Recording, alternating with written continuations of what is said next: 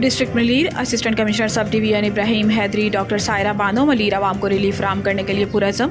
Labour square में markets का दौरा। लेबर स्क्वायर में ग्राम फरोशम मुनाफाखोरों को जुर्माने, मुतअद्दिद दुकानों को सील कर दिया गया। आवाम को रिलीफ फराहम करना हमारी अवलीन तरजीह है। Assistant commissioner Ibrahim Haidri doctor Saira Bano.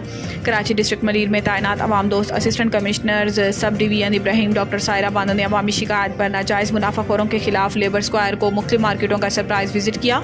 Assistant commissioner Ibrahim Haidri doctor Saira Bano ने लेबर स्क्वायर में फलों, गोश्त, दूध और अशियाए ज़रूरिया की नरखों कीमतें चेक की और ग्राम फरोशों मुनाफाखोरों के खिलाफ कार्रवाई अमल में लाते हुए लेबर स्क्वायर में मुर्गी का गोश्त मुकर्ररा नरखों कीमत पर फ़रोख्त न करने वालों की दुकानों को सील कर दिया। इसके अलावा मुतअद्दिद मुनाफाखोरों के खिलाफ कार्रवाई अमल में लाते हुए नक़द जुर्माने भी आयद किए गए और आइंदा के लिए सख्त तंबीह भी की गई।